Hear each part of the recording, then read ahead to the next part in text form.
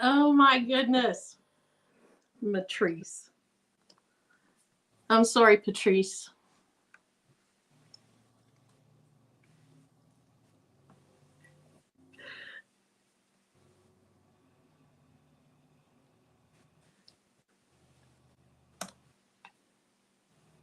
Hey, everybody. That's Patrice. Sure. That's Call it. me Patrice. Just call me Patrice. Hey, everybody. We have goals. We have 3 goals. All right. Let's see what our goals are. Goal number 1, to not make it into the journal. Good goal. Goal number 2, talk about the things we wish we would have known before getting started with embroidery. And number 3, blame Patrice for anything that goes wrong. Oh, that's right. Patrice, not Patrice. Patrice. Not Patrice. Patrice.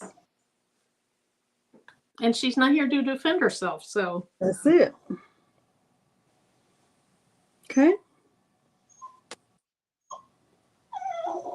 Hush and sit. No.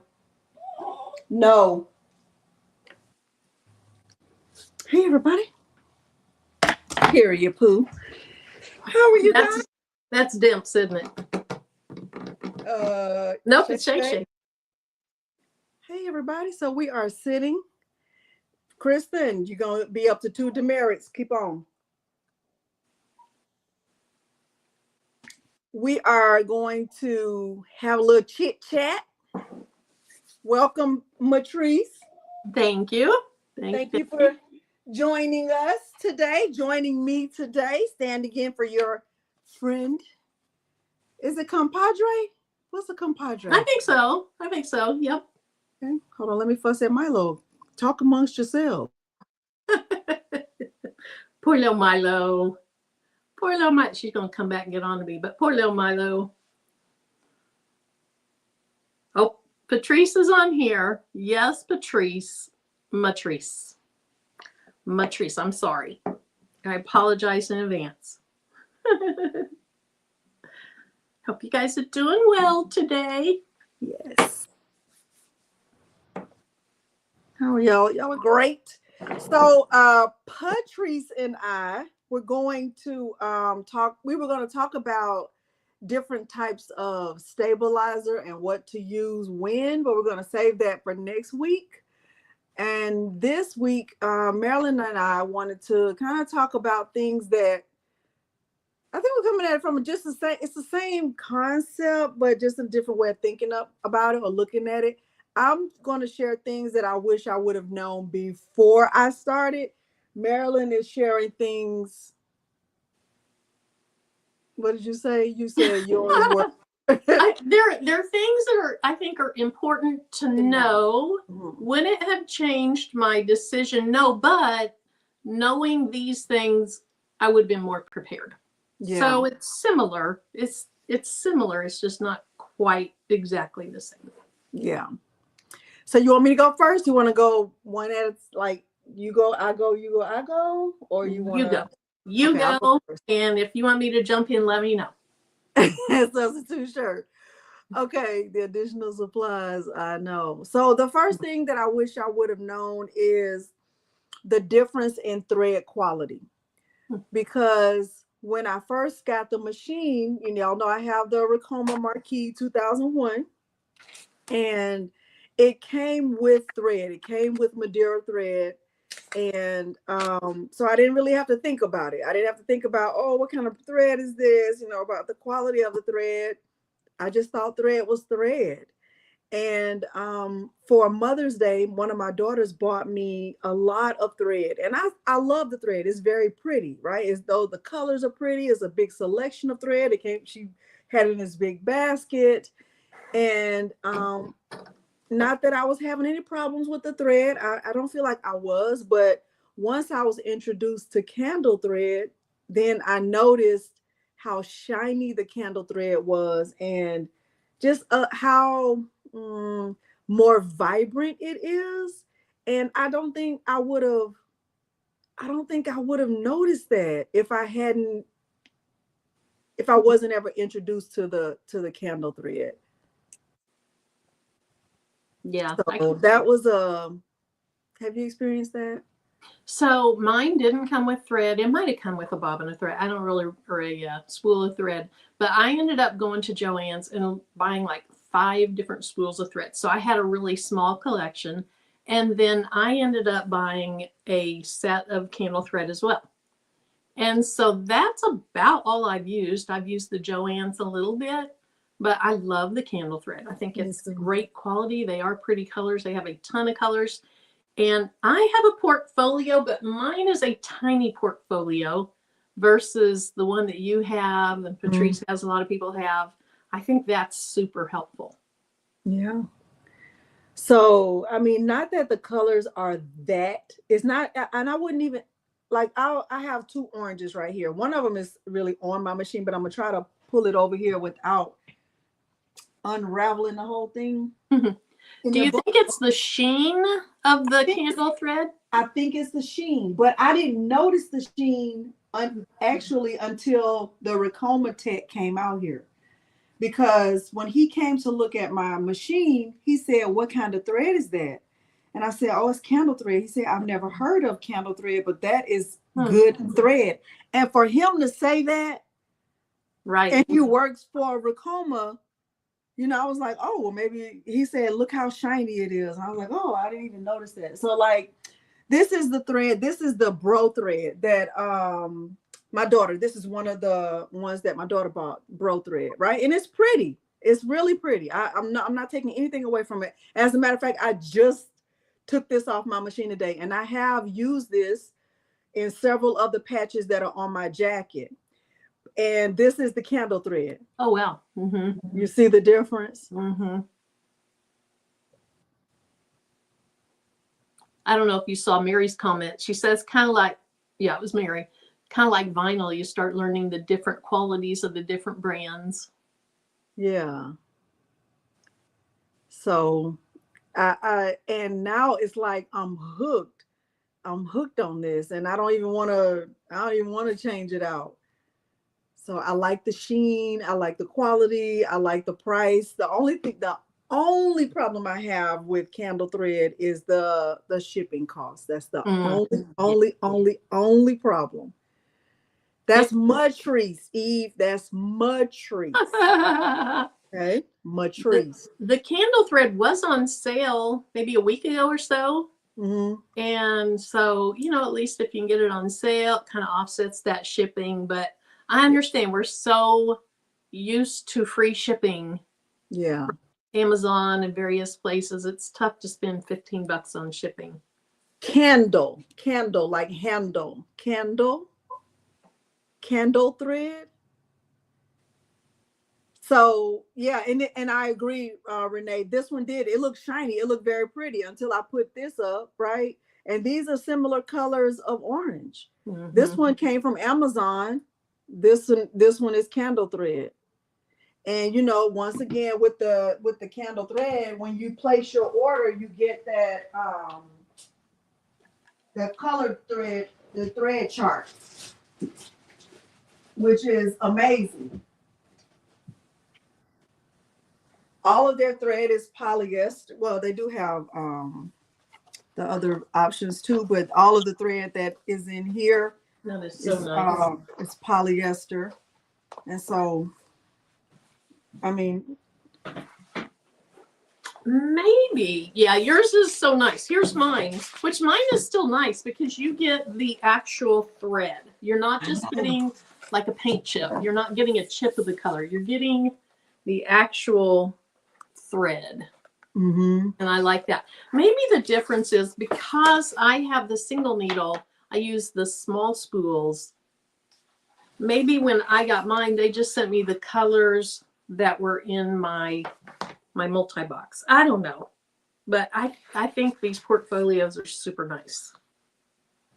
Miss Jazzy G, what do you mean not sure what to tell your machine? What do you mean by that? She said, I just got a box of candle thread, not sure what to tell. What does that mean?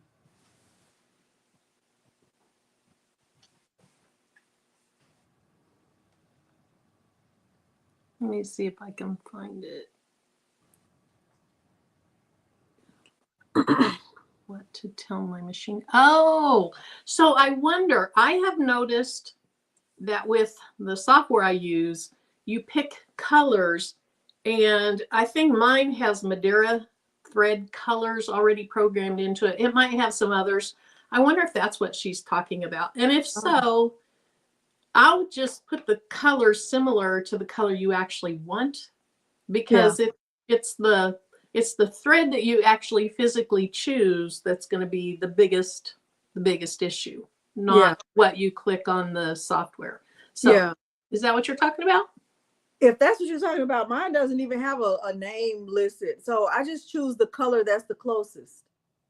So like if I'm doing a color match on the screen and I'm deciding on like, oh, you know, I want to add I want number 1 to be orange.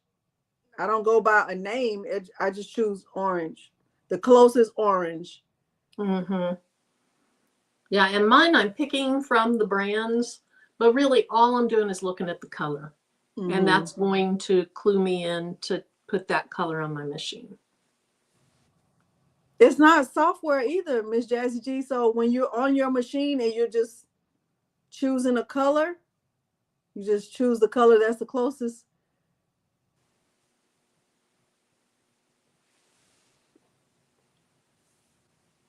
Okay. So Marilyn, what's your number 1 that you want to start with? So something that's important to know.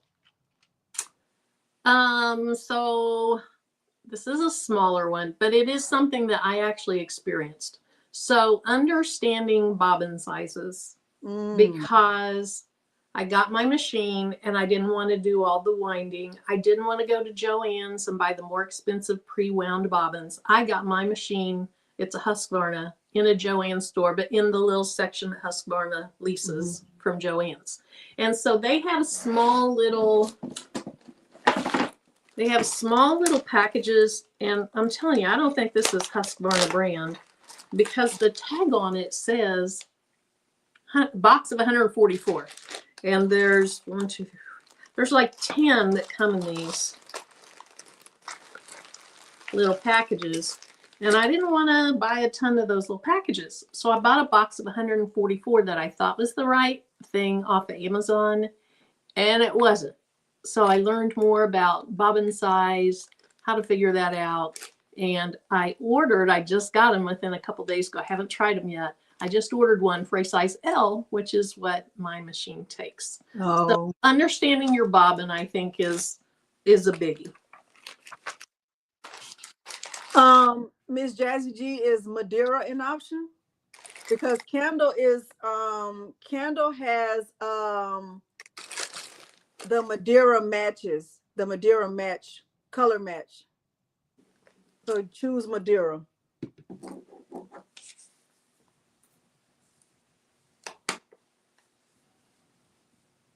Do you use magnetic bobbin? Nope, they're plastic. Oh, okay. Why? I don't even know if magnetic works in this machine. Like, the machine came with these little plastic bobbins. They're green, and they actually have a little, let me open one up. They actually have a little hump inside the bobbin, so that when the machine is beyond that little hump, your machine signals you that your bobbin is almost out. Oh, okay. I don't know. Let me make you bigger. Okay. Can you see in there, there's this little ridge? That's where the thread starts, and then it fills in. And then the machine knows when it gets down below that little hump that you're getting low, and so it signals you. So I don't know if they have a magnetic bobbin that goes with the machine even. Now, I do think that the replacement bobbins don't have that little ridge, And so they're not going to let me know that I'm almost out of bobbin. So I'll just have to kind of keep track of that myself. Okay. So when I did my training, well, I had like a follow-up training that like a class that I signed up for in the Racoma portal. And one of the questions I asked was about bobbin and how do I know when to change the bobbin? And she said that each bobbin, because I use the ones that are in that box, they come in a box 144. Yes, yeah. This box has lasted me for a long time. Like I just ordered a new box, 2 weeks ago? And you know, I've been doing a lot of embroidery. The candle thread, let me put it in the chat. I get it, you can get it from candlethreadusa.com. And if you use my code, you can save 10% on your order. Let me put it in the chat.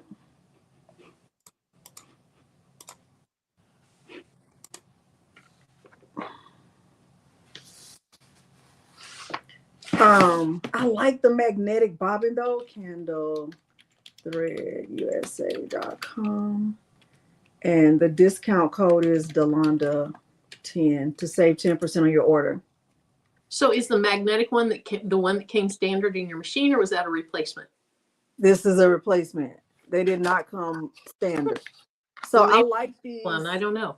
Yeah, so this is like the end. And I guess I ordered a little early, but this is like the end of my box, I feel like.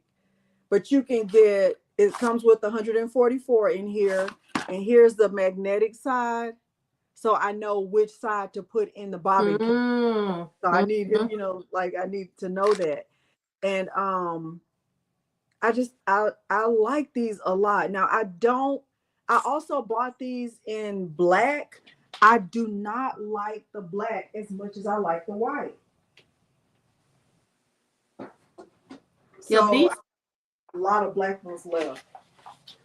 Do you feel like they're, like, I know the stabilizer, you said you feel like the black is a little more stiff. Is that what you feel like about the thread? Yes. I feel like it's, and it might just be me. I don't know. Like, because like once I made up in my mind that it's stiff, then it is. No, it is. I just feel like it is. It just doesn't feel as smooth as this. And so I feel like when I like it. I like to have black bobbin under, you know, under the garment. I feel like it looks nice. No, Lady Bear. But I feel like I get more thread breaks because it's so stiff. Like it's maybe it's wound tighter. I don't know. I don't know. One thing with mine, like the true Husqvarna bobbins, they also have an H on one side, and that's the upside. So there is a benefit to these. There's the H on the top, and then there's the little ridge where it lets you know that you're running out of bobbin. But I also don't want to pre-wind a bobbin for every color that I use. I'm being lazy, I'll admit it. And I did the same thing. I bought white ones and I bought black ones. Now I haven't tried these yet to know if the thread feels about the same or not. But I feel like on a dark shirt like this, yes, if your tension is good, you shouldn't see that bobbin thread on the top. But once in a while, you're going to see the bobbin thread on the top. Right. And so I feel like using these on dark fabrics would be good. Using these on light fabrics would be good. Yeah. And the replacement ones that I bought, you could get a box of white, you could get a box of black, or you could get a box that was, you know, I think it was probably 50-50 of each. Oh, yeah, these are different. So this is 100, the white is 135 yards and the black is 130 yards. So it may be a tiny bit thicker. See, right here, 135. This is the white, and then on the black, it's 130. And I got both of them from Amazon. Yeah. So there might be a tiny bit more volume to the black one. Yeah, but I love like I already, I already have a new box of these. I love these. I don't think I would ever try another one. All right. So my next thing that I wish I would have known is that I wish I would have known that I would need different hoops than the hoops that came with the machine, because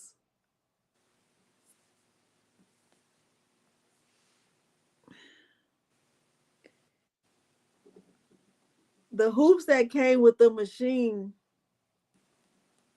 they did not come from heaven. They did not come from heaven. Okay. They were nowhere near heaven. Okay. They they did not. Okay. I don't know where they came from, but there's nothing heavenly about them. Okay. You get what I'm saying? Do you get where I'm going? Are you picking up what I'm putting down? Okay. Because no ma'am, no ham, no burger. Okay. Which ones did you buy to supplement? I have mighty hoops that I love. I love the mighty hoops. And I have, so far, I have 1, 2, 3, 4. Let me get my mighty hoops. And are they the magnetic ones? Yes. And okay. I mean, they are pricey, but they are worth it. Like, I would go donate plasma if I you understand what I'm saying? I would go donate plasma if they came from heaven. Listen, these came from heaven. Those other ones, they didn't. Okay? I have 5. So this is the biggest one I have. This is the 11 by 13 mighty hoop. And I use this like with a lot of my files, and even with this, I use, your hoop size is gonna determine, the size of your design determines what hoop you need, right? So with this design that I'm wearing, I needed this size hoop, right? So there's that. Then this is my next one. I think this was my first one, and I love this one for a long time. This is 8 by 13. That's a good size too. Yeah, it's a good size, but it wouldn't have fit this. I would have had to shrink this down, right? This is my new one that y'all bullied me about. This is really for sleeves of reasonable sizes. This one is 4.25 by 13. That's nice. Okay. Hey, Miss Joyce. And then I have, let me get my other 2. Oh, well, I have 3. One of them I haven't opened yet, but maybe I'll open it while we're on and show it. So your machine must have the arm or the whatever that your sleeve can fit onto. Bully. This is the 10 by 10. So this is one of my newer ones. And then this is the most popular hoop that people get for left chest logos, the 5 by 5. They call it 5 by 5, but it's really 5.5 by 5.5. They call it 5 by 5. But what you'll know, hey, Willette, y'all, this is my mom's dearest and best friend, and I love her dearly. Okay, so this, with all of the hoops, all of these magnetic hoops, when you're purchasing a hoop, you have to get the hoop that matches your machine. And so with my machine, I have the Ricoma Marquee 2001. So if you don't have the same machine, you're not going to need the same brackets, right? Mine all have this U right here. So, when I'm inserting it into the machine, it has to have that. But if you have a EM1010 or the 1501, you're going to need to get the one that has the brackets that match your machine. I use this one a lot. I use this one a lot. I would say I use this one and the 8x13 probably the most. But that really big one's nice. Yeah. And then this, Patrice was helping. Miles is not very happy with me right now, but Patrice helped digitize something for him, and he's not happy, but because he wanted to do it himself, he was just. But anyway, this is a 10x10. I haven't used it that much, and I would say it's popular. I would say it's a fair size between the 8x13 and the 11x13. Thank you. See what I'm saying? Now, how large is the field on your embroidery machine? How what? How big is the field, the actual embroidery field? Like, is there a larger magic cube you could still get? Yeah, there's one. Because remember, this one will accommodate that table. Like, there's a table that comes with this machine that you can attach. And what's it do? Like up to 10x14 or 14x18? I don't know. I have it on the old Lady Bear. I started to take a picture last night because he was really in it. I don't know. Patrice, will you look it up and let me know what's the biggest embroidery area for this machine? But like, even one of the ones that came with the machine is this. So I think this is the F. Let me pull it off on the other side. It's like the F hoop. And Patrice is letting people know that the what's the machine you use? This came with the Ricoma. Wow, that's huge. Both of these. Those are humongous. But Patrice is letting people know that, like, Patrice has the two machines, and her EM1010 takes different brackets for the hoops than the one that you both have. Yes. So, like, this is big, right? If it was round, I would be working the thing, baby. You know what I'm saying? But it's not, so I can't. But this is big, so that's huge. I think this is the biggest hoop. So whatever size this is, that's really big. You can do a whole pillowcase. You understand me?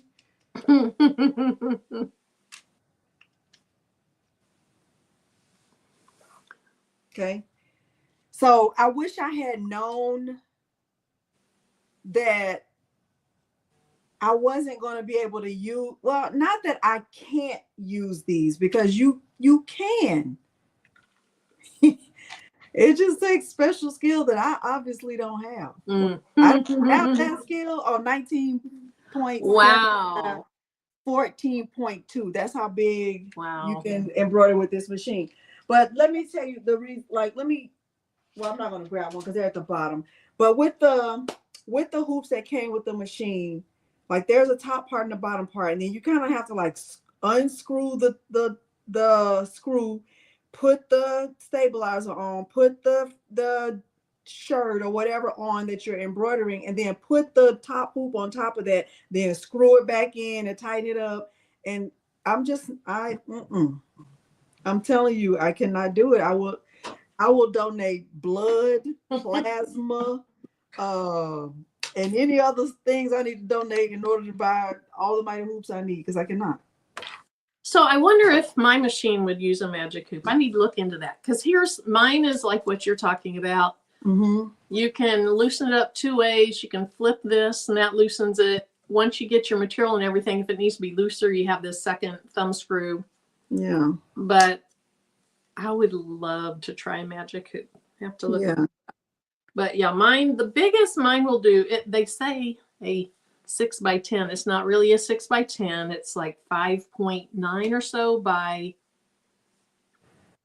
9.6, I think. And so, it is, for a lot of things you do, it's a nice size, but It'd be really, really nice to have the 10 by 14 or, you know, something of that size. Oh, okay. I'm going to look into the magic hoop, see if they have any of those for my machine. Yeah, yeah, they might. I don't know, but it's worth it. They are pricey. They're over. I mean, I haven't seen one hoop that's not less than $100. There, I haven't. They are they are pricey, but you're going to get your money's worth after one hoop. Like I only hoop one thing. You won. You won because baby, you won. I mean, just let me just pretend like this was my shirt, right? I'm gonna cut this. I'm gonna show you just how easy it is. Like it just makes your life. I'll just hoop this that's already on here. Sandra Stevens is asking if you can use Mighty Hoops with single needles. And Sandra, I honestly don't know, but I know Barb's in here. I know Sharon Davenport's in here, and they're both experienced. So maybe they can let us know. So with the Mighty Hoop, right? They come. This one is the 10 by 10, right? So here's my table right here. I mean, now I will say be careful because the magnet is strong, but you can use it to find all the magnetic stuff that's on the floor in your carpet that you've been looking for. So they have multiple uses. Okay, so if you ever drop, you know, anything that is like a needle or a screw, you could just walk around your carpet with this, and it'll pick it all up. Okay, you your own magneto. Okay. All right, so here's the bottom, right? You just put the bottom, you can get the thing, but you don't have to, right? You just put the stabilizer right there on the top, and literally, that's it. Now, don't worry about this napkin right here because I was eating before I started. But look, it's hooped. That's it. That's nice. Patrice said that there probably are Mighty Hoops for Matrice's machine, so I'll check into it. I don't know if it picks up stones, Lady Bear, because I've only used it over by my embroidery machine, and I don't have any rhinestones over there. Okay. So you see how easy that was? But if I was using the hoop that came with the machine, I would have had to take off the top part, unscrew the bottom, put the stabilizer, put the shirt, push it down, hold it with my body, with one arm, hold it tight, screw it in, make sure it didn't bulge out. Or it's not. It's the snap for me. Okay. Oh, you can see it on this. Let me see if you can see it on this. This. See that? Mm-hmm. Yeah. This. You have to unscrew this, put your stabilizer on it, put your garment on or whatever, hold it in place all around. You got to hold it. You got to that would be a hard one to do. It's too much. It's too much. You should do a video of just doing that. That'd be good. You see what I'm saying? That's the whole video right there. Just me holding. Like, what is this video about? Her holding the hoop. Okay, your turn, Marilyn. All right. I'm not going to get deep into it because you and Patrice are going to have a whole show devoted to it. But just understanding something that's important. It wouldn't have changed my mind. Now, would I buy? Would I not buy? But I would have been ready. Stabilizers. And again, you and Patrice are going to go into it. So I'm not going deep into it. But I feel like I now have the collection of stabilizers that I need. But I also see there's light, there's medium, there's thick. I don't have all the variations, but I have the main categories of stabilizer. What do you consider to be the main categories? So I think of tearaway. I think of regular cutaway.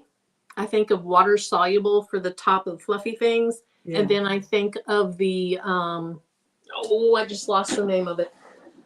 The no-show mesh. Those are the 4 types that I have, which is also a cutaway, but it's a specialty cutaway. But those are the 4 main types that come to my mind. As I get further into this embroidery journey, I'll probably find I need some different ones, but that's been good for me so far. Do you have sticky stabilizer? Have you tried that? I don't have sticky stabilizer. Okay. Yeah, we use that when we were doing stockings. We were doing the Christmas stockings. You got me writing something down to buy. Sticky stabilizer. And the what do we buy? The 8-in-1. What is it called, Patrice? The front the hoops. They were like, it was like random size small hoops. I forgot what it was called. Was it stabilizer? It was fast frames. Thanks, Unbiased. Fast. Oh, okay. Yeah. So we used that when we were doing the stockings during Christmas time. Evelyn said, tell Matrice that there are no hoops for her machine. No mighty hoops. Patrice said there's other brands, and then I saw Sharon Davenport said something about, now I don't remember what she called it, but a snap hoop maybe is what she said. I'm not sure. Hi, Alice. Okay, Barb LaFawn said she has stabilizer in different weights, 1.5 ounce to 3.5 ounce. So the heaviest stabilizer that I've used, and we're going to get more into this, and I'm going to actually cross this off of mine. That was number 7 for me.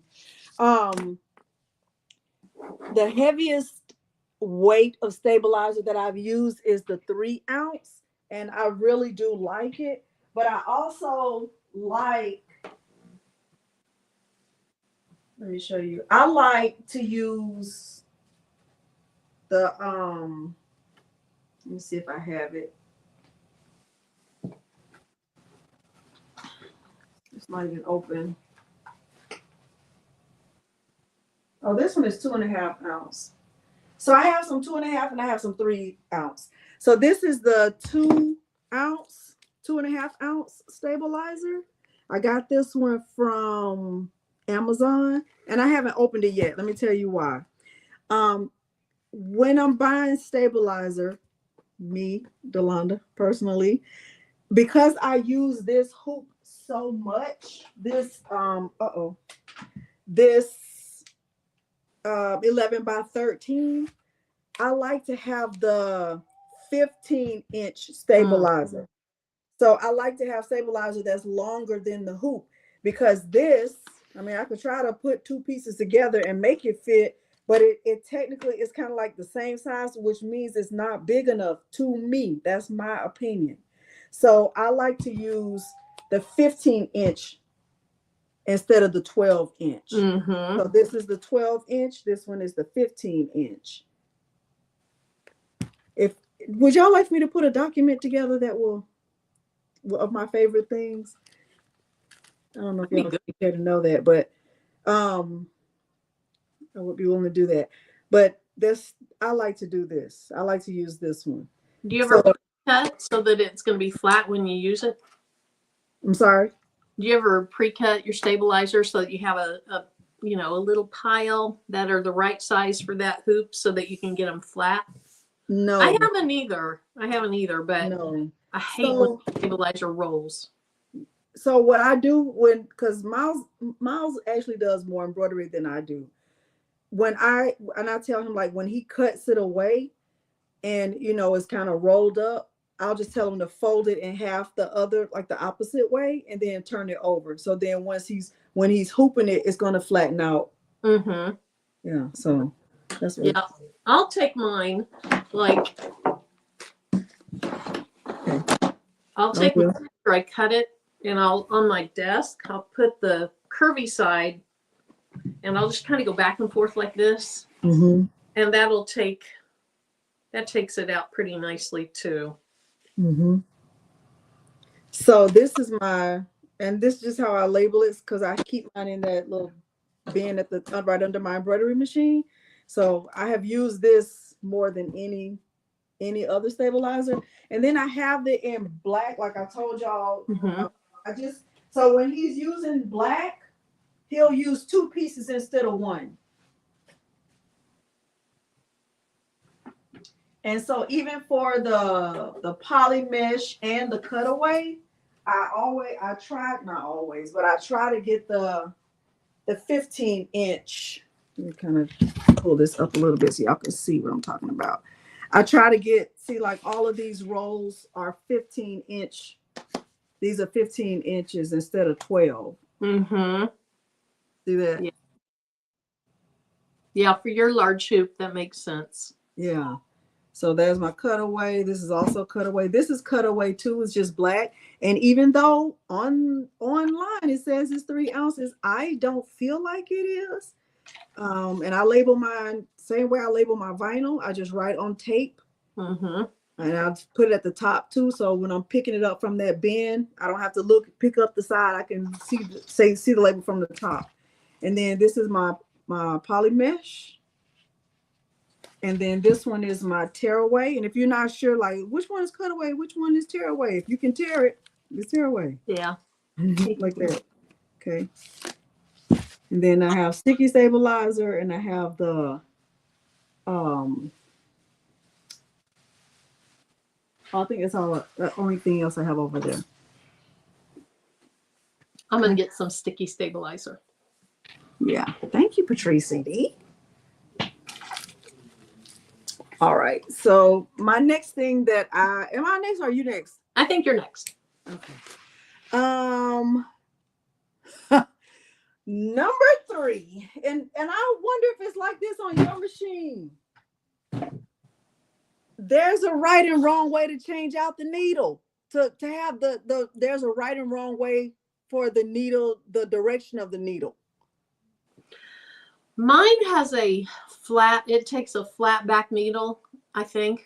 I haven't changed out my needle. Yes, I have. I broke one time. Mine has a flat back, so it's going to go in the right way or it's not going to go in. You know what I mean? Mm-hmm. I wish mine was like that. So, yeah, no, mine are not like that. So they have that little curve, and they were like, "You don't see the curve?" No. It looks like a heel, not to me. That's what it looks like to you. That's definitely not what it looks like to me. So yeah, and then if your needle is not in the right way, in the right direction, then your thread it'll start to shred as it's trying to embroider. So that's really the first dead giveaway, because it'll start. I mean, baby, it will start, but your thread is gonna be looking like feta. Feta cheese, okay? It's gonna be looking like feta cheese. Like, but I ain't even have no cheese. Yes, you did.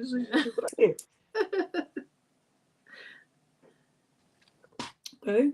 So know that if you have a racoma, there's a right and wrong way. And let me also say this about needles. I keep getting up. I should just put everything over here. I'm sorry, Marilyn. You're fine. I'm sorry, y'all. I have to keep getting up and coming over here. I'm bringing everything. Oh, you. Renee, on the bobbins, I do the same thing you talked about. In my embroidery, I just use the pre-wound ones. When I'm sewing, I do actually do a pre-wound the same color as my top thread. Okay, I like feta cheese too, just not in my embroidery machine. So with the needles, knowing which needle to use for what, because that wasn't, and if it was, I missed this part of the training. Like they might have said it, like, girl, we did go over that. I missed that part where they talked about use this type of needle for this thing or use this type of needle for this thing. I don't know. I may have fallen asleep. I may have gotten a snack or what, but these are 7511s. These came with the machine. So you can see right there, it says 7511. It came with a lot of them. The machine came with like a box, maybe 2 boxes of these. And then these are, Patrice, I think I lied to you earlier, but don't worry about it. 65.9.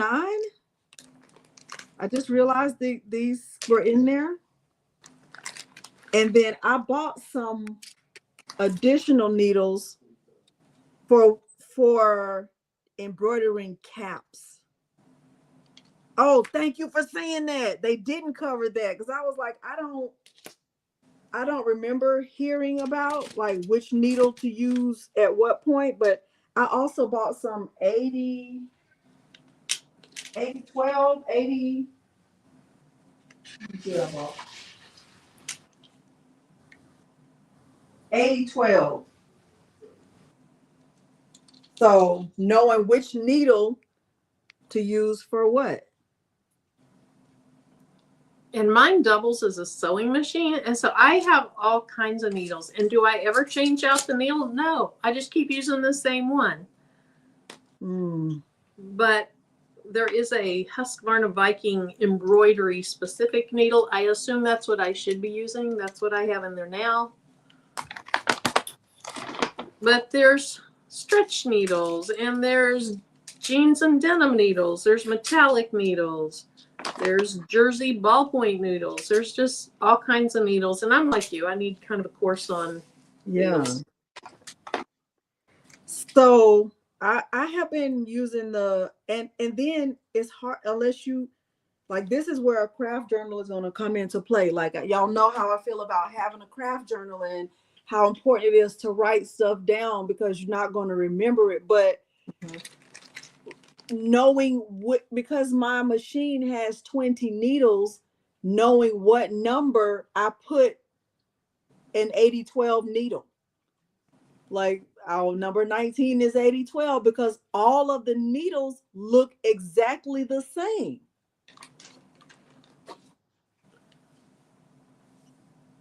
I don't have a sewing machine material, Corinne. Oh, thank you, Miss Joyce. So I never really thought about it that way with having a multi-needle. If you wanted to, you could have 2 of your 20 needles designated for white, 2 of them with black. One of them has this type of needle, one of them has this type of needle. That would be smart. That would be very smart. And color coded needles, that would be great. But even when you look at these unbiased, all of these needles look exactly the same. I was looking at them earlier today to see like what is the difference, because when I was changing one of my needles out, because I did change my needle out, this one is a 70 75-11. And this one is 65-9. Oh, it looks a little bit smaller. But I mean, if I drop both of them, how will I know? How will I know which needle I drop? I won't know. Don't handle 2 needles at the same time.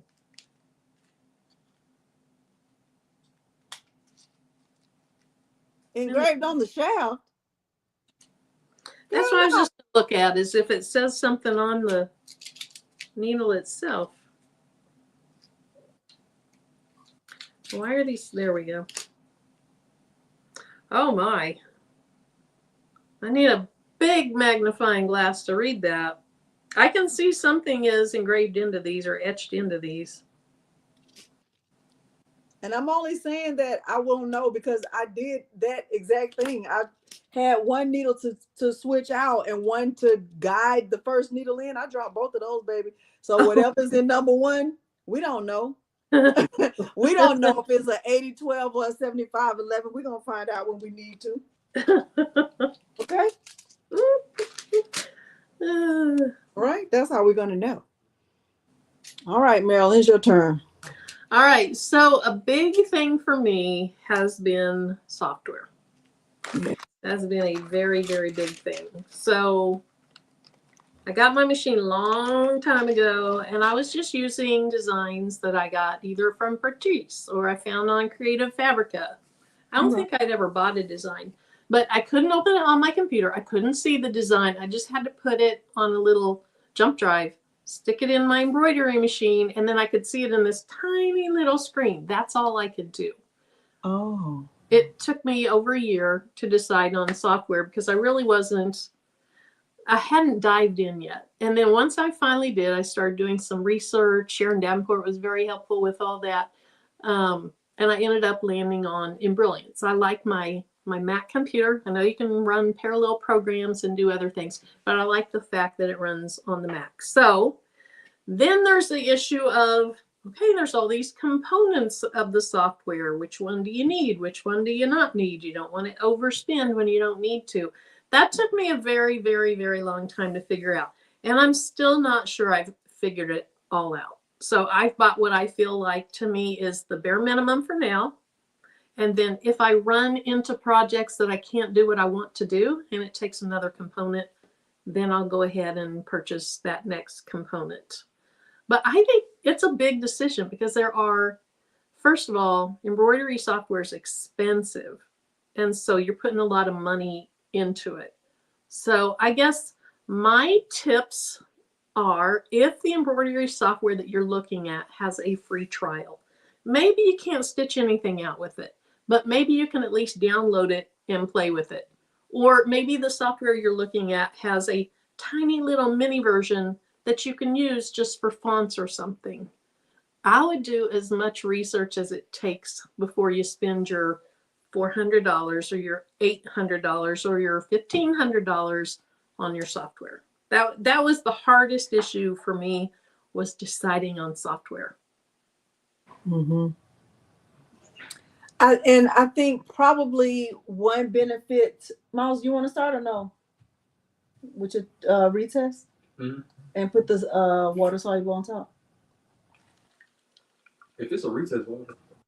Because you're gonna stitch it out again and do it with water soluble on top this time to see how it's gonna look. Okay. Okay. I think that one thing to consider is with software. I think what Marilyn said is true, but we were kind of talking before. I said Marilyn, I meant Patrice. We were talking before we started about software, and she was saying one thing she likes. Miles, Miss Rosetta said hi. Is that she likes the fact that she doesn't have to pay for a subscription. So it's you buy it one time and you're done. You're not having to keep, paying for it monthly, which of course is a benefit over the Chroma software that comes with the Racoma. So I think that's great. And, if it's user friendly, because I think, all of us, we are going to be learning a new software. Mm-hmm. In addition to Cricut Design Space and Leonardo Design Studio, and we create, make it, and like it's so many different softwares, right? So adding another software on top of the other 2 or 3 that we're already learning is something that needs to be taken into consideration. How user friendly is it? Are there tutorials for it? Is it subscription based, or is it a one-time thing? Thank you, Mary Brown. Miles, Mary Brown said you're doing your thing. I'm trying to do my thing. He's being a jerk. I put the stabilizer over here. Hey, Delonda. Yeah. If I can say something here. Betty Odom said something that is like what you do when you're looking at your rhinestones. You take a picture of them, you blow it up, and you look at them. She said, take a picture of your needle, then blow that picture up so you can read it. Okay, let me do it right now. That's so smart. And Betty Odom, what if I still can't see it? What you gonna say? Damn, Betty Odom. Then she's gonna say, you need to go to the optometrist. Betty Odom, I'm not going to the optometrist because I'm not going to have them lying on me. Let me see. I'm about to be able to see this. It's getting ready to be great. I can feel it. I'm gonna try this too. Put it on white. Just put it on what? I have a little napkin right here. Oh, put a fabric on this or you? I know. With the blue felt again. Okay. And water soluble on top. Okay.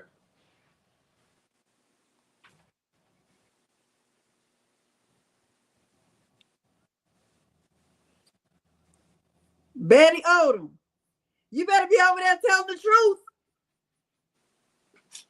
Betty Odom better be over there telling the whole truth and nothing but the truth, so help her God. Wait, let me see if y'all can see it. See the numbers? Hold on. See that? Oh, wow. Made it a whole lot bigger.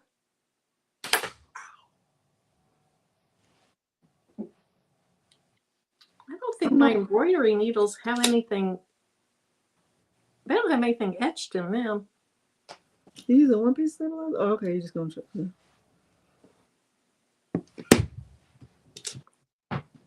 That's great, Governor and First Lady Rose Haney.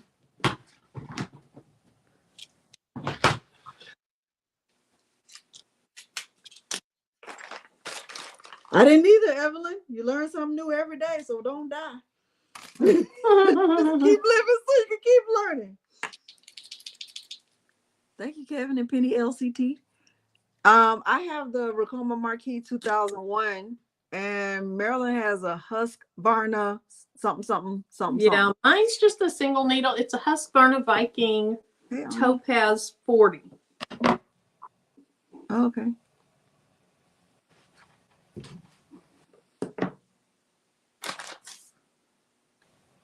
I want to know how they got that on there. Don't you? Like what machine did y'all use to put those numbers on there? Because you didn't do it with a Wii or X2. My phone didn't take a good enough picture. Old lady trick. I mean, I have used that trick for other things, but I had no idea that was on there. So I think that's great. Is it on me or you, Marilyn? You, I did software.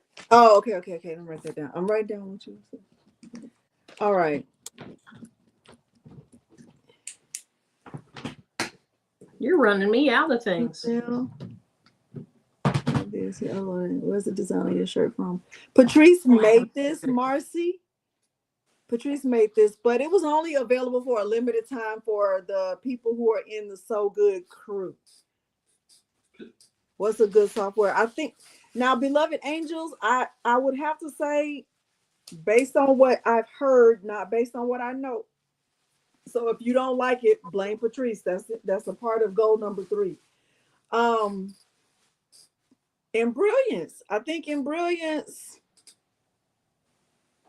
from what I mean, in Maryland has been doing like beginner friendly tutorials on how to use it. So if you are just getting started with embroidery and you want to know like how to use the software or what's, just look. Now let me tell you this. I don't have Embroidery software. I have Chroma Lux. I think it's called Chroma Lux or Chroma Plus, whatever is the highest Chroma. And I watched Marilyn's tutorial on Embroidery on how to do applique with the letter M. And I could follow along with it. I was like, Marilyn, you better be over there teaching at 11:45 p.m. And she was. She was. Okay. It was late. So the steps in your chroma were similar to the steps you just in Embrilliance? No. Oh, you were learning in Brilliance. I was learning in Brilliance. I gotcha. It was good. It's a good. Can you put your link to that tutorial in here, Marilyn, so they can see it? Sure. Thank you. You just did one on M. I was like, you better be over there. M for Matrice. She has Embrilliance Essentials, but she added some stuff on, beloved angels. Yeah, I have Embrilliance Essentials. I have Stitch Artist too. So Essentials will allow you to work with fonts, bring in BX fonts. It'll allow you to, and you get like maybe 10 fonts with Essentials. It'll allow you to work the fonts panel. You can change the colors, the sizes. It auto changes your stitch count. So it adds more stitches when you make them bigger or smaller.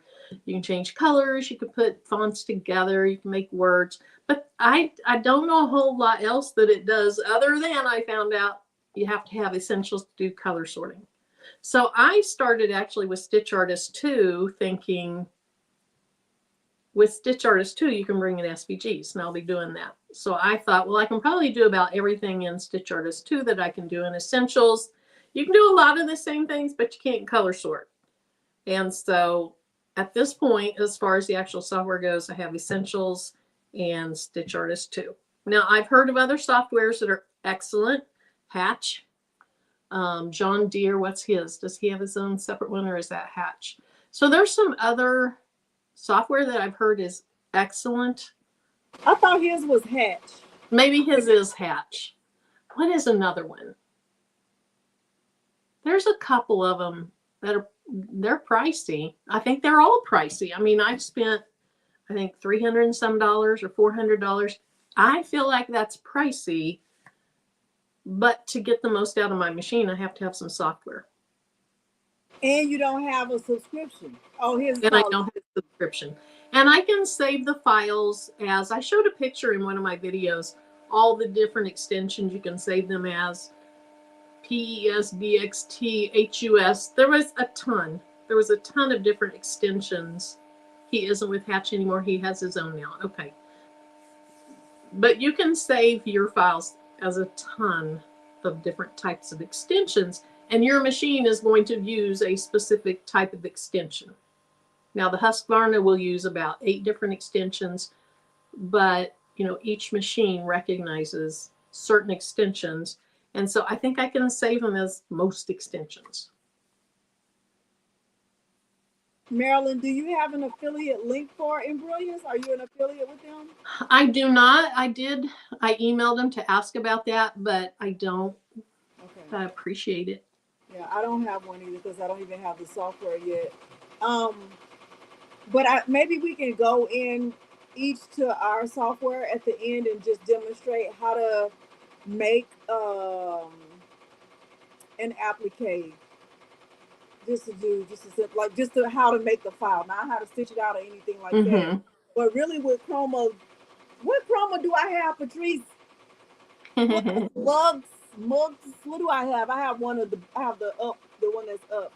But it's, you just right click and click on convert to applique, and it really does it for you. Oh, Patrice put my video in there. Thanks, Patrice.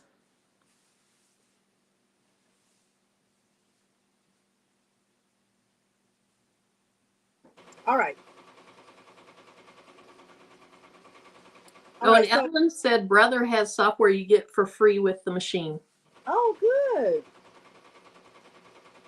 So number 4 for me, one of the things that I wish I would have known is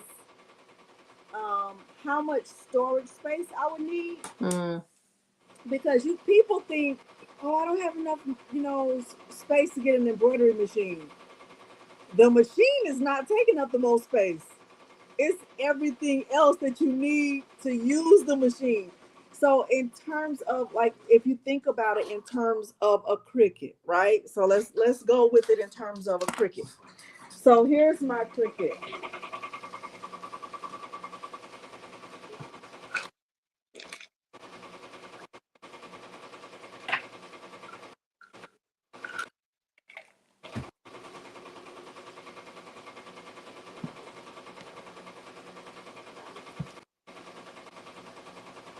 These are my cuties that Jess made for me. Aw. They're so cute. Right? So here's my Cricut. The Cricut is what? How much space is a Cricut taking up? You need this amount of space. Then you need, space behind it and space in front of it. So it's about 17, 18, maybe about 20 inches at the most, right? But and I know, if you have a Cricut or any cutting machine, once you put it in place, it's in place. You don't need to think about, oh, okay, I need 20 inches of space or whatever, and then I need space in the front and in the back. What's taking up the space is the vinyl, right? The shirts and all of the other things that go, the wood, the acrylic, the pins, all the other things that go along with owning a Cricut is what takes up the space. So for me, with the embroidery machine is not what's taking up the space. The mats, I need space for thread. I need space for stabilizer. I need space for hoops. I need space for fabric. I need space for needles. I need space. You see what I'm saying? So just thinking about that, if you are thinking about getting an embroidery machine, can y'all hear me over that machine? Mm-hmm. Okay. If you're thinking about getting an embroidery machine, just know or be thinking about how am I going to organize my storage space? Where am I going to put my fabric? How am I going to store my thread? Because you're going to buy a lot of thread, even if you don't want to or you don't intend to. You will, because it's pretty, right? I have thread that's unopened that I still haven't used, but I still want to. That doesn't stop me from wanting to buy more thread. Okay, Right. Right. So be thinking about how are you going to store your stuff, your stabilizer, your thread, all your stuff. Because I can show you like.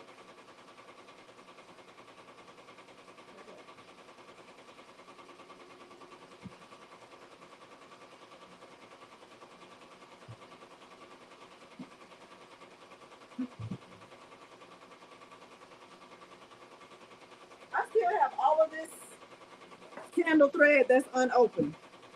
Look at this. But I still want more. Don't think I don't want Ooh, I like that one. more candle thread. I do.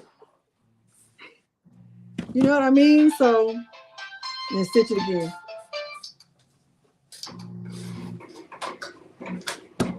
It's on pause for right now, Evelyn, but I'm working on it.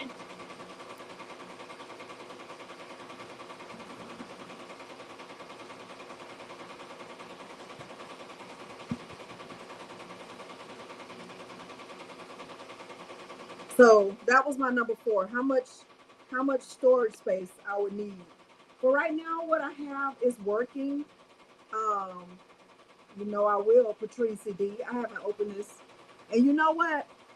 Let me tell y'all a little fun fact about Morgan, my daughter, who I love. So y'all know I made that stuff for her first vendor fair thing. Mm-hmm. She came the very next day and got all the stuff that I made, and she took all the stuff, the earrings that didn't sell. But she did not, and I guess I just learned this. She is not she doesn't love hot pink. She likes light pink. So I bought this thinking, oh, I can maybe make something for Morgan. She didn't. She didn't love this. I love that. So maybe I need to see that, Patrice.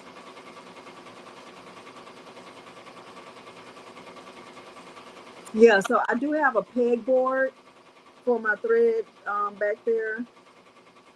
And so I have a lot of thread that's hanging back there. I have a lot. It's unopened.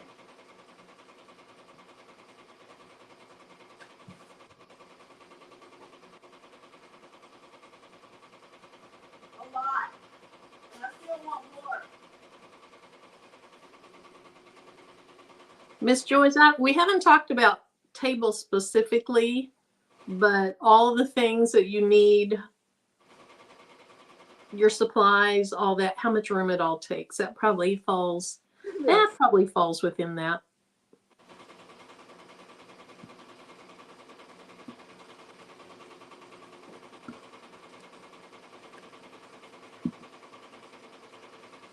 Did she like that one? Yeah.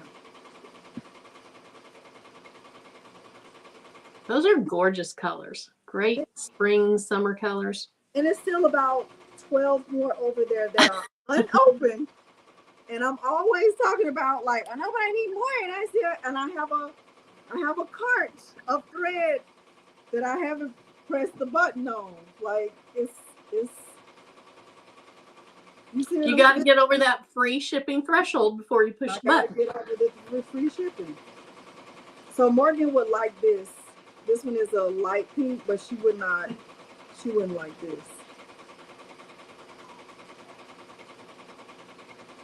These are $5.50 from Candle Thread. And these are I think it was 5,500 or 5,000. Oh, 5,000 what? Meters? Is that meters? They are on sale for $4.75 right now. Candle Thread. Yep. Marilyn, don't tell me that. I Marilyn, do not tell me that. I'm sorry, it's too late. The cat's already out of the bag.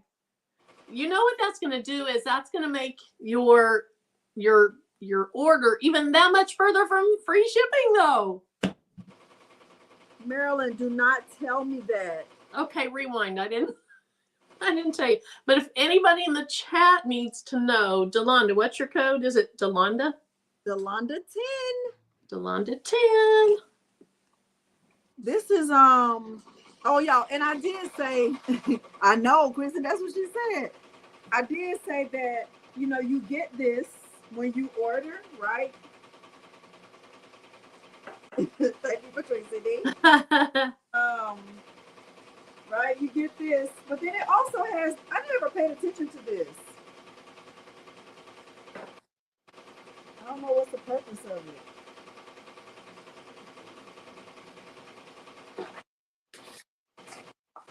There are numbers on the back. Oh, yeah, and there's blank spaces. Is that what you were talking about? What's the purpose of the blank spaces? No, it has like okay, so it's like shade number 8157, strip 3, row 5. Oh, you know what? These are in numerical order, and the ones on the front, they're just by, you know, they're by color, so they're not in numeric order. Oh, okay. So that is hard sometimes when I'm looking through here to figure out what it is. But this is good. Yeah. Yeah, and so also if other people tell you that was number such and such, you can look in the numerical order one versus looking through all the others. So this one is 6822. And so when I place an order, I told y'all what I do. I go through here and I look, like, do I have that color? Do I have that color? 6822. Is that 6822? I can't see. Yeah, 6822. The girl is blind. She can't see nothing. Let me see if I see it. Oh, wait, I need to look back here. 6822. Hold on. So it'll tell me where it is, on what page.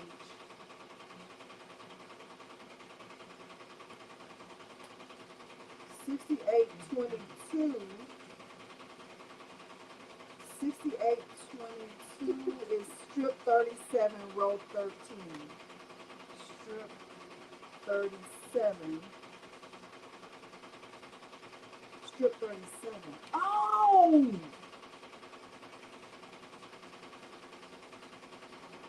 Oh! That's what this means. So this is strip 37 and it's row 13. And okay. 22. Gotcha. So once I get one, I check it. When I add it to my cart, but I haven't received it yet, I just put a dot next to it. Mm-hmm. And then when my order comes in and I'm checking through my order, then once I verify that I have it, I put a check next to it. So right now, this is in my cart. That's a good system. So that's in my cart. I have that. My cart, I have that. That's pretty cool. I think you've convinced people my name is Patrice. Patrice it is. Because Sandra said, Patrice, what kind of machine do you have? It's a Husqvarna Viking Topaz 40. 6822. So this is 68. This one is 69.94. They're very similar. Oh, they are. A little bit lighter. But I have another. No, I don't. These are the only two. That looks good, Miles. Take all the water soluble off and see how good it is. But believe it or not, I don't have very many reds. This one is 67.77. But I don't want to know they're $4.75. I don't want to know that. And don't ever tell me that again. Don't ever tell me they on sale. Oh my gosh. Don't ever tell me that. Okay, so it's your turn now, Marilyn. Okay, I'm ready with the next one, but I did want to address something in the chat because Miss Joyce said I would need enthusiasts to do a knockdown stitch. Actually, Delonda and I were talking about this right before the live. Mm-hmm. Enthusiast will make the knockdown stitch seamless. They'll do it fast. But you can still do it in Stitch Artist. You just have to use the points and go around and draw your own knockdown stitch. And so, yes, enthusiasts would make it go fast, but I can still do it. And so for that reason, at least right now, I'm not going to spend the extra $100 and some until I find something else that I can't do. Ooh, those are pretty shades of purple. So I think I have 5 purple, six purples, because I have one that's like a light purple. That's what Beloved Angel, like what Miles used on hers. But even though they look so much, I'm sorry to interrupt you, Marilyn. No, I was done. I was done. You sure? And then I'll tell you my next one after we see your purple, because I want to see those purples. Okay, I'm sorry. This is 8033. That's what number this is. This is variegated thread. I don't see any in here. I did not see any in here. This is 6820. Wait, no, this is 8033. This one is darker. See how dark this one is? Uh-huh. This one is 6088. So that one is variegated? No. She said they were asking about variegated. Oh, okay. And then this one is 8417. They look just alike to me.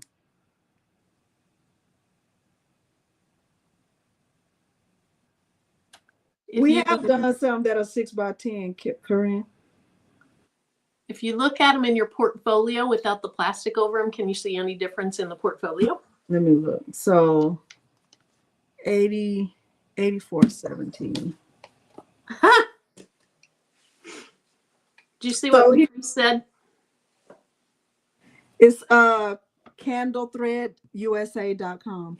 Thank you for saying that, Kristen. So 8417. So look, I still have some dots next to ones that are in my cart. Look at that. That one, this, 8417. So 8417 in here, this is what it looks like. I don't know if you could tell. Mm-hmm. And then what's the difference between 8417 and 6088? I don't know. Let me see. I guess it's, to me, Is one slightly bluer than the other? they look, here's 6088. So look at it from back here. I don't know if this helps, but let me see. See, if you go down the row, they just get like darker. So here is 6088 right here, and then here's 8417 over here. They still look exactly alike, right? The one in the right column looks a little maybe bluer. I don't know. What do you guys in the chat think? They look I don't have any of these. Somebody that thinks they're getting that color and they look at the color after it's stitched on, they're not going to know if it's the other color. Yeah. This is all going to be a matter of personal preference, like which purple sticks out to you the most. But now that I'm looking at this, I feel like I need to order some of these. I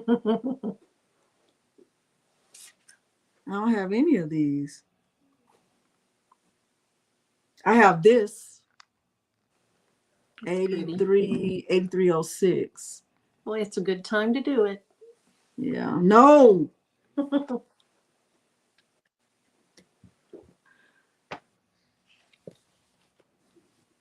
Naturally Lovely says is one more red. Yeah, I think one's more reddish and one's more bluish. Just slightly. And then here's like a green. This is like something Patrice would like, but this is like a regular good green. This is like, but then this green and this green look alike. Well, this is lighter. I like that teal green that you had. Yeah, that's something. I have That's one on the pretty. machine. It's a different. And then I love this with my logo. I love stitching this included with my logo, like this kind of color. But and Miles' logo has something close to this. But I like these. I like these bold, these bold colors like that. Then blues. Okay. Okay. Back to what you were saying, Meryl. I'm sorry. All right. So I was just clarifying that the Enthusiast does it auto digitizes your knockdown, but I can still digitize it really quickly in Stitch Artist. So for now, I'm not going to buy Enthusiast. Okay, so here's my next one is, and I was guilty of not doing this. I just got the machine out, jumped in and tried to do stuff because I was on live probably with Patrice or Eve or somebody like that. I had not read all of my manual.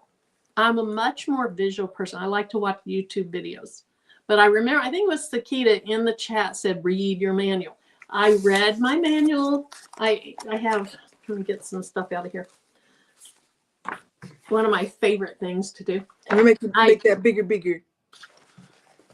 That was one of my favorite projects. A little in the hoop pocket pouch, which I have a couple of them back here. But big thing was read your manual, and then I annotated it, or not annotated it, but I put the things on. So bobbin, figure out how to do your bobbin. I have the word bobbin on there.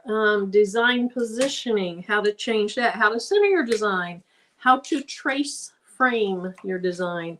A big one for me has been how to rotate your design once it's on there.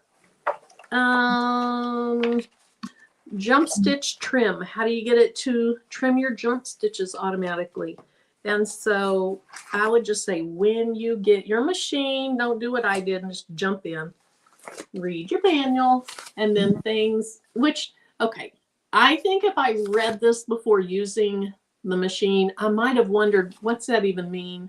So I don't know. Using the machine probably did help me put all this in context.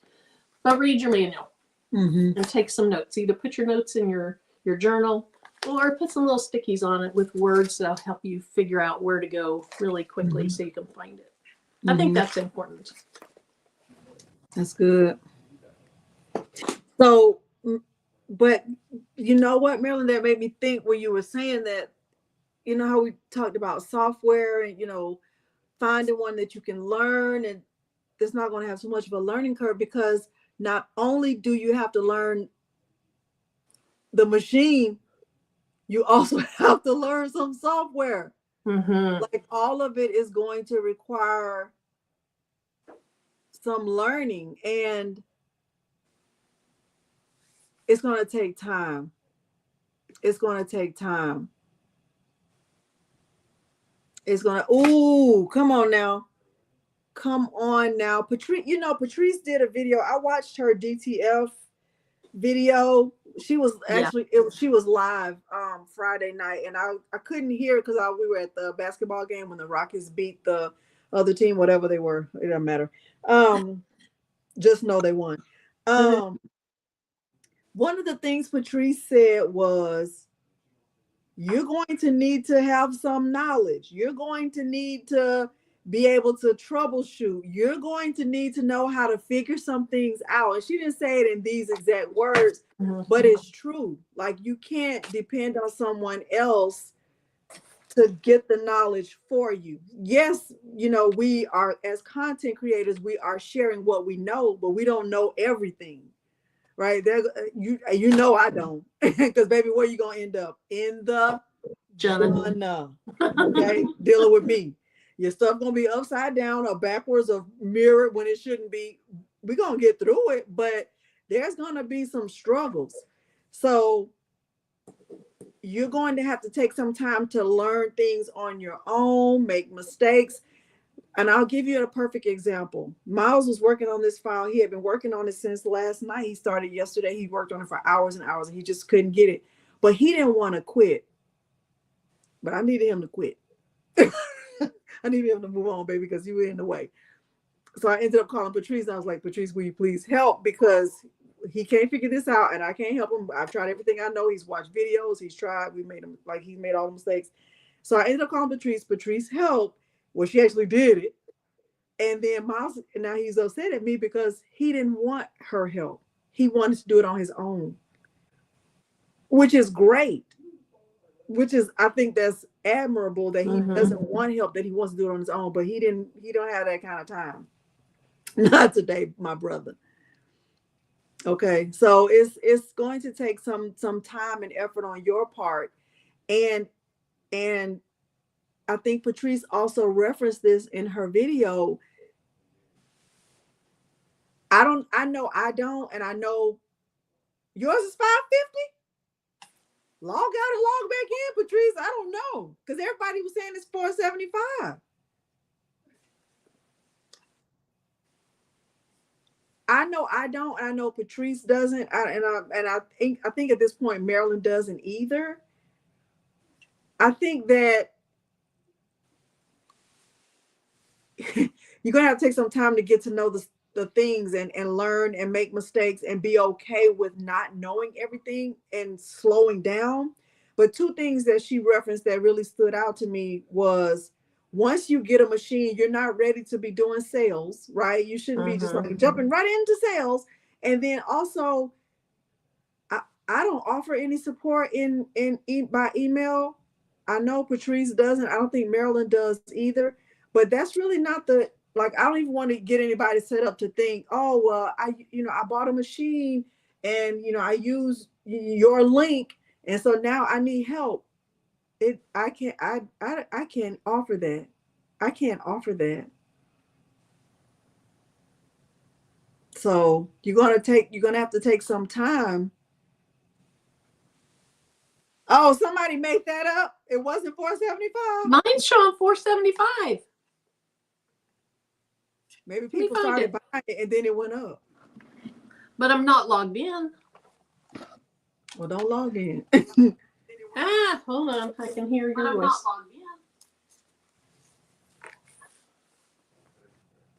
See it? Oh. Man, if I log in, it's going to go back up to 450 or 515. Huh. Yeah, everybody's saying 550. I never saw for 475. I'm glad. Thank you, Jesus. God knew. He knew I didn't need that stuff. Y'all see all this thread right here? I wonder if it's because I haven't ordered directly from them. They're showing me, because it says I can get 10% off if I sign up. So maybe that's the little clickbait they're using for me. Oh, yeah, that must not even be their website. That's what Patrice said. It's probably for newbies, or maybe that's for newbies. I want to show these tabs. I like these tabs.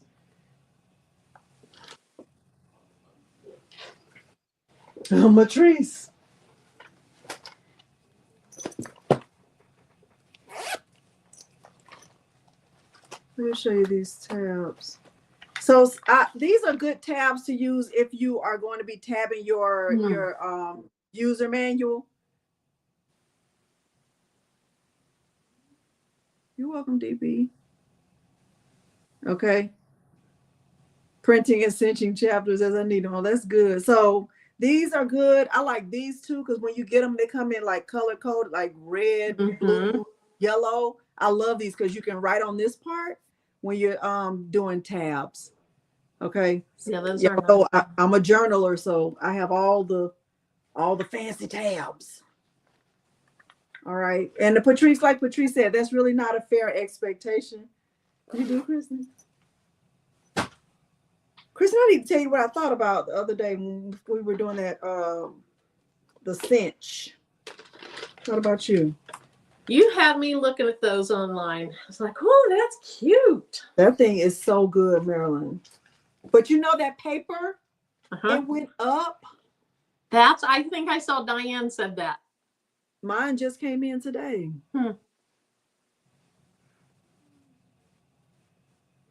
Okay. All right. Is it my turn? Yep. All right.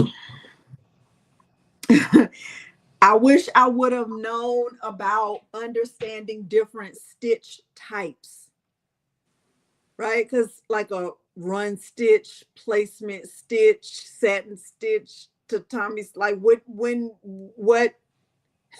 Patrice would be like, oh, that's your placement stitch. I'm like, what does that mean?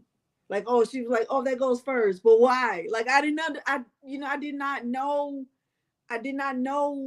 what any of that. I did not know what any of that meant. It's a whole new set of, it's a new language. Yes. And I think you have to, thank you, girl 31. I think you you should know that stuff, especially if you're going to be doing applique, like, so you'll know what to expect. And I didn't know. So I wish I would have known like what the stitch types mean. And I guess I could have done a search, but you don't know what to search for. You don't even know that exists. Yeah. So that's my opinion. And then what happens after each thing? What happens after the placement stitch, or what's the purpose of it? Oh, to the homepage of the website, Beloved Angels. I'm good. Okay. Something you said a minute ago made me think of Angel B in one of her, I think it was a live. She said somebody was upset they didn't get their embroidery machine on time when they were supposed to get it. And they were so upset because they had already taken orders and they didn't even have their machine yet. Mm-hmm. Yeah, I saw her. She was saying the lady she was posting on the Angel B's video about it. Yeah. Yeah. That's right. Here's my little thing. I still need to know how to make those. It's this in the hoop thing, and it guides you through the entire process. Of course, there's parts of it I don't really understand, so I always need like Eve or Patrice to help me understand it. But these are so much fun. We should do Let me them. see the inside. The inside. Is fabric in there? Oh, yeah. That's so cute. Yeah. So you can sew with your embroidery machine as an embroidery machine, not a sewing machine. So Delonda, you could, without going to your secret location and getting your sewing machine and bring it back to your house, you could sew this with your embroidery machine. And they come in different sizes, and you can put cute zippers on them. I was just fascinated with those things. I need to know how to make those. Maybe we need to do those soon. Yeah, that'd be fun. And Joanne has a very cute denim fabric on sale. And I saw some, I bought some, it's so, oh, Shay. I bought some, what is it called? Miles.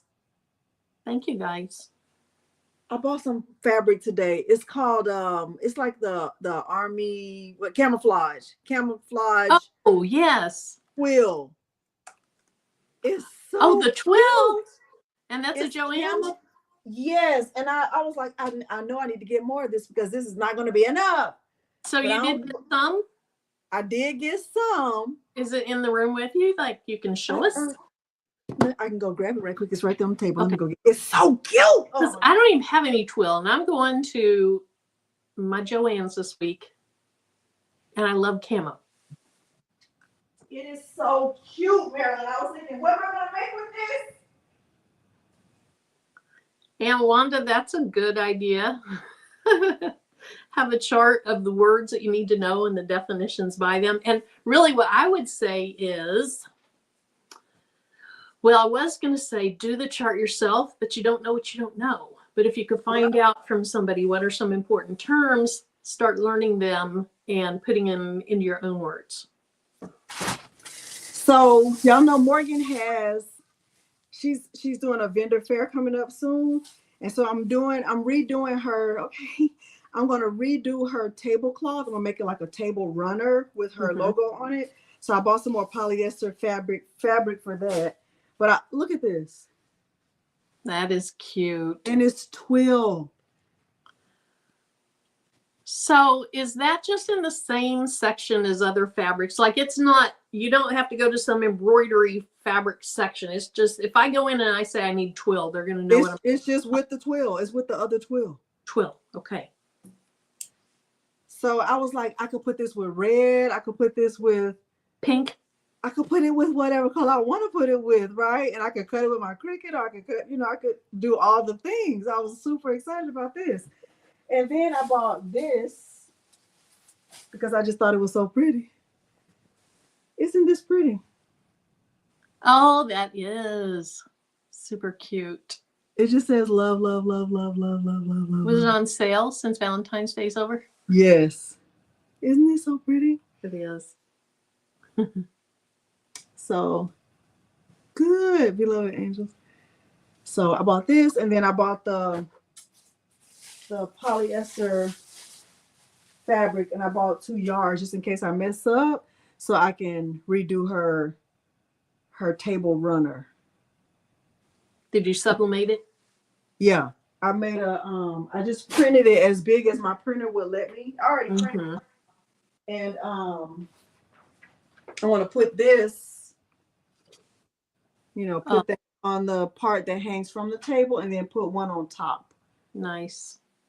So I'm excited, and I'm gonna do everything. I just want to help her. I want her to be successful. So if anybody's in here that doesn't do sublimation, Delonda just showed that thing. That's sublimation ink. So it looks a little muted now. It'll be much brighter once she adds the heat to it. So if you're new to sublimation, just know it's going to be brighter. Mm-hmm. Yeah, so I'm excited about doing that for her, and I'm excited about this fabric. And when I got this, I was like, I know I'm gonna need more. I feel like I'm gonna need more of this, but I'm gonna just start with this. I'm not gonna overdo it. So I just got this. Did they have that camo in like the whites and grays and black? But they did have patch denim, like patchwork denim. They had black denim. They had a lot of different like shades of denim. They also had that fabric that with the hearts. But one of these I got for I have to send it to Rosalind. I got this the other day. I thought this was pretty. Oh yeah. To put with like red. I think everything goes well with red. I bought this because it was on sale. And then I bought 3 yards of this. This was the one I did with that shirt with my Cricut. Yes. I bought three separate yards, but I'm sending 2 of these to Rosalind Lewis. Yeah, that was a cute shirt. The faux. You did? She got the pink stitch. Faux applique. Yeah. Aw. Yeah. Okay. So that was my stitch types. Now it's on you. If you want me to go again, I will. Yep, I think we're on to yours now because I think I'm out. Okay. Stitch types, tension, understanding tension, because with the embroidery, and I don't know if it's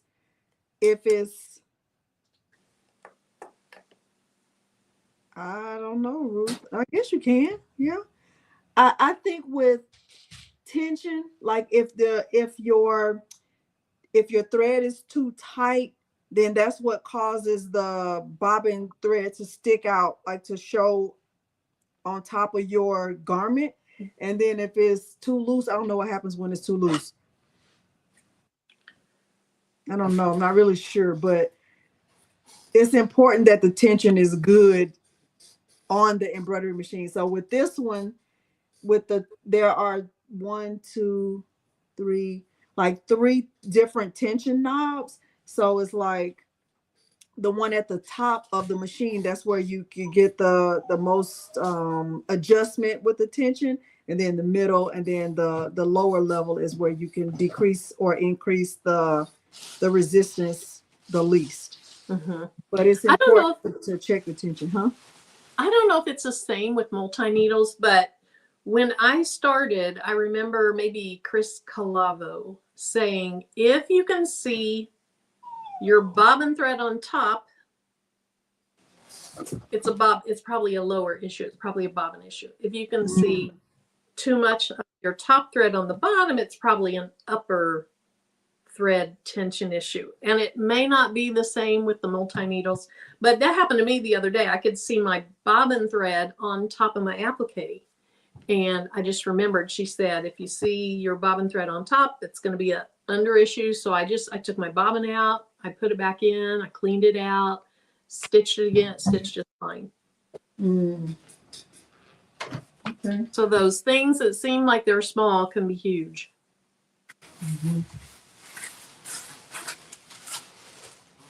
And then another thing that I wrote down, I wish I would have known like other important materials that I would need that I had no idea, like the spray air, heat and bond, fabric glue, pins, tape to keep the fabric in place, spray adhesive, oil. Like I did not know I would need all that, because those things don't come with the machine. So you don't know until you run into a problem. Then you're like, oh, you didn't have your spray air? Well, no, because I didn't know I needed that. Oh, Chris said it's the opposite. Oh, it's the opposite of what I said. Might be the opposite of what I said. Oh, all I know is I could see my bobbin thread on top. I took my bobbin out, I redid it, I stitched it again, and then it was fine. It's usually the top thread. If issue with bobbin, it's usually the top thread. Oh. Huh. Okay. Can you And cut then with your We Create? I haven't tried it. I'm sure you probably could. But what would you use? Sticky stabilizer, Korean? We did it at Christmas time when we made the stockings and the Santa caps. We did it. We used it. That's when we used it. so the sticky stabilizer, is it like low tack, so then you can pull the excess off? Yeah, it's a Okay. tearaway. Oh, nice. If we do have a store that gives classes nearby, I don't know. I've never checked into that, so I'm not sure. There's also a hook wash for commercial embroidery machines. What's a hook wash? Oh, to wash the hooks. Yeah, I would not have known that. Oh, B7, I don't know. How do y'all adjust the tension on the B79?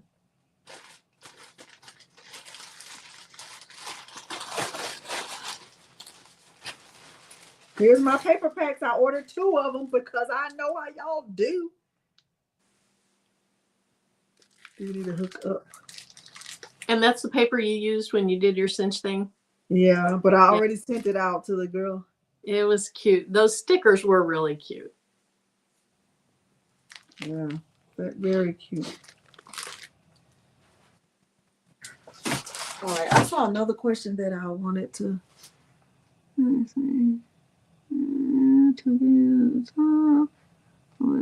We did that. They look different on the screen when you hold them up. Oh, she must be behind in the chat.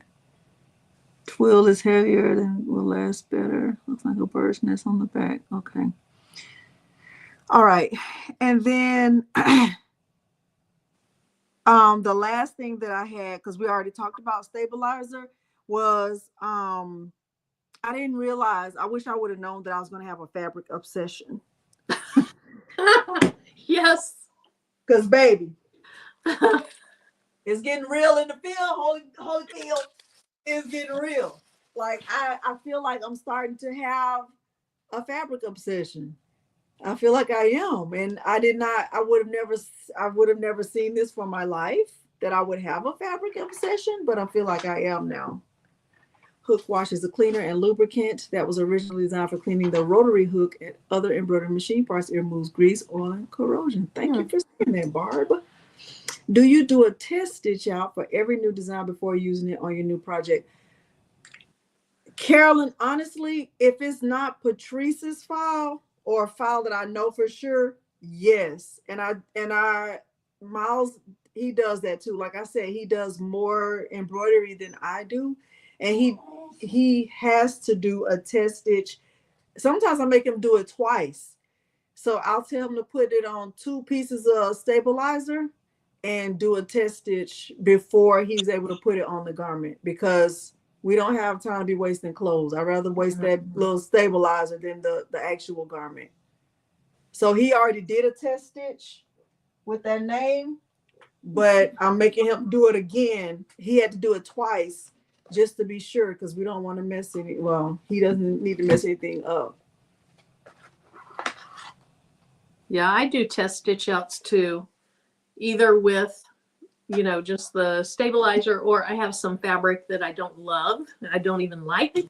And so sometimes I'll use some of my old fabric for that as well.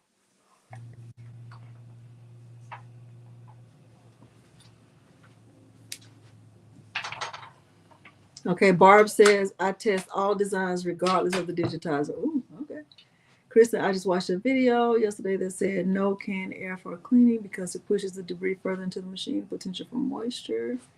Test on rags and fabric that I don't use. Yeah, we test on stabilizer over here.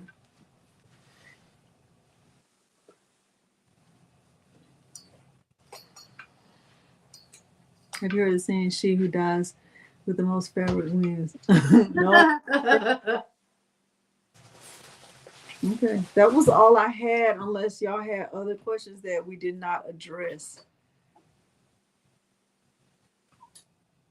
I will say I'm really enjoying working with the embroidery, especially now that I have the software. I've been staying up way too late trying to learn the software, but to me, it's just so much more fun now that I can make my own things. I can put my name on things. I can put my kids' names, my great nieces and nephews' names. It's just more fun, and I feel like I can get more sales now that I can digitize. I don't want to rely on somebody that I send an idea to, we go back and we go forth. I just want to be able to do it myself, and I'm really enjoying it. That's good. I love that, Christian. There are those that test stitch and those that wish they did. You don't test on stabilizer? I do. Yeah. Closest to the item. Marilyn, can we put more brilliance on a regular sewing machine? You learn to set the bottom thread tension. If it's adjustable, leave it alone. Just enough tension is where it's all at. Many machines have no lower adjustment. I don't know. Always test the general. I love making the beans for my family and friends for Christmas. Okay. Fern, I do have my next Embrilliance idea up in my head that I'm going to do a video on. So that'll be within the next few days. Meredith says she wants you to come back, Patrice. Thanks, Meredith. But Patrice, get better. We want you to get yes, better. Patrice, feel better. We want you to feel better. Okay, hopefully this was very helpful. I'll be working on that document for you guys if you want it. If not, no hard feelings. The candle thread, thank goodness it's $5.50 because I don't need to go shopping for candle thread. We already know that. Everything. So back to what I shared, thread quality, different hoops, right and wrong way for the needle position, storage, understanding digitizing, understanding stitch types, stabilizer. Both of us had that in our notes. Understanding tension, other important materials that you'll need to go along with your embroidery machine. And then just the number 10 really might not even be a thing, but the fabric obsession, because you're gonna, once you get into applique for sure, You're gonna want to start having different options for fabrics. And having patience with yourself, because you're learning a whole new world. Yeah. And as Delonda was talking about earlier, you don't know what you don't know. You don't even sometimes know what question to ask. Like when I was learning about the different types of components in the software, I would read on the website, this one does this, and this one does this, and this one does this. It didn't mean anything to me because I didn't even understand what they were saying. And so just have patience with yourself, take your time, and enjoy. Mm-hmm. I wanted to ask about stabilizer. I wonder, we touched on stabilizer. We talked about different types of stabilizer a little bit, but Patrice and I are going to be talking about more in depth about stabilizer next week. This is Patrice. Me and Patrice are going to be talking about that next week. But if you joined us late and you didn't get a chance to like the video, please make sure you like the video. If you are not subscribed to Marilyn, aka Patrice's channel, please make sure you go and subscribe to her channel, especially if you want to get into anything. Really, Marilyn has tutorials on a whole list of just different materials, machines. Right now, she's in her embroidery era. You want to say hi to the people? You're like, I sure do. Like, what? But go and subscribe. Patrice, will you please drop Marilyn, aka Patrice's link? Oh, thank you. Okay, so y'all can subscribe. Now, I'm telling you, I don't even have Embroidery. I don't have that software. I watched her video and I felt like, well, baby girl, if I had Embroidery, I could make my applique D mother. Oh, okay. Yeah, and I'm trying to do fairly short videos on the embrilliance things, one little thing at a time, and really step by step by step, because it is new to me. So I am teaching from a beginner standpoint. I understand you don't know what you don't know. So I'm really trying to include all the steps along the way. So Marilyn, did you watch this? What? Did you take my board? I did. I blame Patrice. I think we accomplished our goal to not make it into the Jenna. Right? We accomplished that. We did go into the Jenna. Look at God. Uh-oh. To talk about the things we wish we would have known before getting started with embroidery. We did do that. And to blame Patrice for anything that goes wrong. We also did do that. And I'm going to do that. That's always my goal. Okay, that's my goal until I do what? Make it on the glory. The girl gone on the glory. She blamed Patrice, and even right before they put it in the casket. Like, I blame Patrice. Oh my gosh. Okay, I think Poor Patrice. what we didn't talk about was scissors, Marilyn. Oh, that's right. The little embroidery scissors. And I also have some I haven't used yet, really. Yeah. This Which one's your duckbill. favorite? How do I get these open? Well, you see these? Mm-hmm. I don't really know when you use those versus the little with the curve. I know when to use the little ones with the curve when you're trying to get the stitches when you're cutting around. So basically, when you do your applique and you do your placement stitch, so your fabric's on there and you cut the excess away, the little curved scissors make it where it's easier to get in and under the fabric. But I don't know what these are used for.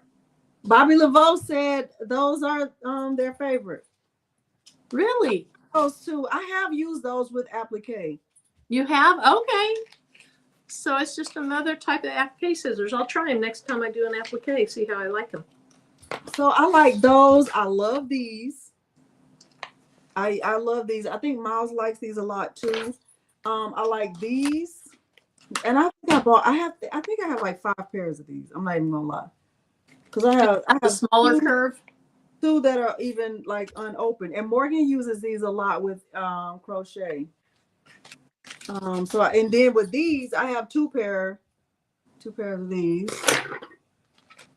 Meredith put me on to these, and these are very, very, very extremely super good for getting into tight small places with applique. Yeah, that's the other type that I use, is with the smaller curve like that. But I think These that are double curve good. pair you have would be good for other things too. I might have to order some of those. Look at this, because it's like really super sharp, and it's curved. Mm-hmm. And those are my top ones. And for me, scissors are kind of like eyeglasses. Like my husband, he wears reading glasses. He has a pair in the vehicle, in the bedroom, in the living room, in the kitchen. Scissors are kind of the same way. They tend to disappear. Mm-hmm. So Mm-hmm. I have several pair laying around. All right, let me let y'all say goodnight to Milo. Thank y'all for being here with us. If you missed any part, go back and watch. Say goodnight to the people. Go on. Say goodnight to the people. Milo. Here's Marilyn. Hey. Milo.